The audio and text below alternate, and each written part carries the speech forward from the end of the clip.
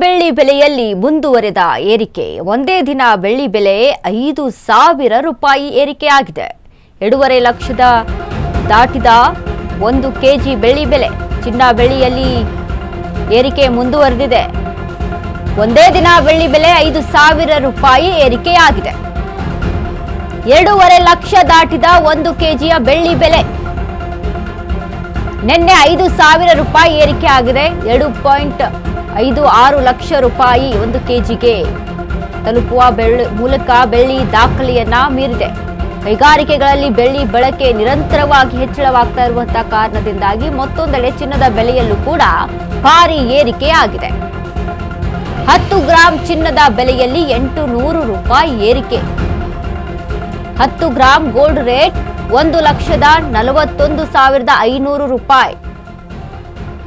ನಾವು ಇತ್ತೀಚೆಗೆ ಕೂಡ ಗಮನಿಸ್ತಾ ಇದ್ವಿ, ಬೆಳ್ಳಿ ಮತ್ತು ಚಿನ್ನದ ಬೆಲೆಗಳು ಹೇಗೆ ಗಗನಕ್ಕೆ ಏರ್ತಾ ಇದ್ದಾವೆ, ಗ್ರಾಹಕರಿಗೆ ಎಷ್ಟರ ಮಟ್ಟಿಗೆ ಭರೆಯನ್ನ ಕೊಡ್ತಾ ಇದ್ದಾವೆ.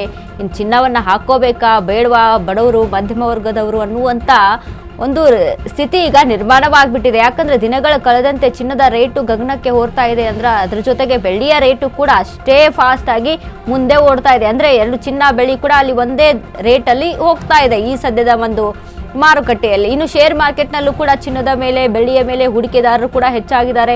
ಇನ್ನು ಬೆಳ್ಳಿಯ ಇವೇನು ಐಟಮ್ಸ್ಗಳು ಒಂದು ವಸ್ತುಗಳೇನಿದಾವೆ ಇದರ ಖರೀದಿ ಕೂಡ ಹೆಚ್ಚಳವಾಗಿದೆ. ಹೀಗಾಗಿ ಬೆಳ್ಳಿಯ ರೇಟು ಕೂಡ ದಿನದಿಂದ ದಿನಕ್ಕೆ ಹೆಚ್ಚಾಗ್ತಾ ಹೋಗ್ತಾ ಇದೆ.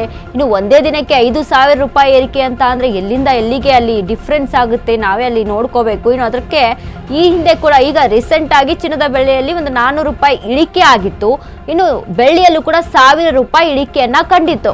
ಇದರಿಂದ ಒಂದು ರೀತಿಯಾಗಿ ಗ್ರಾಹಕರು ಖುಷಿಯನ್ನ ಪಟ್ಟಿದ್ರು. ಆಯ್ತಪ್ಪ, ಇನ್ನು ಚಿನ್ನ ಬೆಳ್ಳಿ ಇಳಿಕೆ ಆಗುತ್ತೇನೋ ನೋಡೋಣ ಅಂತ. ಆದ್ರೆ ಇದೀಗ ಹೆಚ್ಚಾಗ್ತಾನೆ ಹೋಗ್ತಾ ಇದೆ. 5,000 ರೂಪಾಯಿ ಒಂದೇ ದಿನಕ್ಕೆ 5,000 ರೂಪಾಯಿ ಏರಿಕೆಯನ್ನ ಕಂಡಿದೆ ಅಂತ ಅಂದ್ರೆ ನಿಜಕ್ಕೂ ಗ್ರಾಹಕರಿಗೆ ಒಂದು ಬರೆಯನ್ನ ಎಳೆಯುವಂತ ಕೆಲಸ ಇದು. ಯಾಕಂದ್ರೆ ಖರೀದಿ ಮಾಡೋರು ಹೇಗೆಲ್ಲ ಖರೀದಿ ಮಾಡಬೇಕು ಅಂತ ಯೋಚನೆ ಮಾಡ್ಕೊಂಡು ಕೂತ್ಕೊಳ್ಳುವಂತ ಸ್ಥಿತಿ ಇಲ್ಲಿ ನಿರ್ಮಾಣವಾಗಿದೆ. 10 ಗ್ರಾಂ ಗೋಲ್ಡ್ ಈಗ 1,41,000 ರೂಪಾಯಿ ಅಂತ ಅಂದ್ರೆ ಮದುವೆ ಫಂಕ್ಷನ್ಗಳಿಗೆ ಎಲ್ಲ ಹೇಗೆಲ್ಲ ಖರೀದಿ ಮಾಡ್ಕೋಬೇಕು, ಹೇಗೆಲ್ಲ ಒಂದು ಮದುವೆಯನ್ನ ಮಾಡ್ಕೋಬೇಕು ಅನ್ನುವಂಥ ಸ್ಥಿತಿ ಈಗಿನ ಯುವಕರದು ಕೂಡ ಆಗಿರುವಂಥದ್ದು. ಇನ್ನು ಅದ್ರ ಜೊತೆಗೆ ಕುಟುಂಬಸ್ಥರು ಕೂಡ ಇದಕ್ಕೆ ರೋಸಿ ಹೋಗ್ಬಿಟ್ಟಿದ್ದಾರೆ. ಅಂದರೆ ಇಂಥ ಒಂದು ದುಬಾರಿ ಬೆಲೆಯಲ್ಲಿ, ಇಂಥ ಒಂದು ದುಬಾರಿ ರೇಟಿನಲ್ಲಿ ಹೇಗೆಲ್ಲ ನಾವು ನಿರ್ವಹಣೆ ಮಾಡಬೇಕು ಅನ್ನುವಂಥದ್ದು ತಲೆನೋವಾಗಿ ಪರಿಣಮಿಸಿದೆ. ಇದೀಗ ಚಿನ್ನ ಬೆಳ್ಳಿಯ ಬೆಲೆಯಲ್ಲಿ ಭಾರಿ ಏರಿಕೆ ಕಂಡಿರುವಂಥದ್ದು.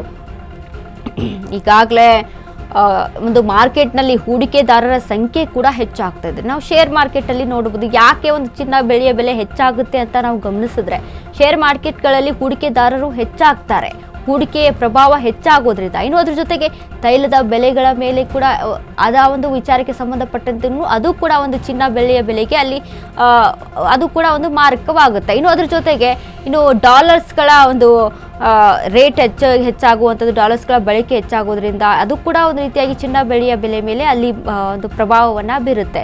ಇನ್ನು ಅಲ್ಲಿ ಹೂಡಿಕೆದಾರರು, ಇನ್ನು ಅಲ್ಲಿ ಖರೀದಿದಾರರು ಕೂಡ ಹೆಚ್ಚಾದಾಗ ಈ ರೀತಿಯಾಗಿ ಡಿಫ್ರೆನ್ಸನ್ನು ನಾವು ನೋಡ್ತೀವಿ.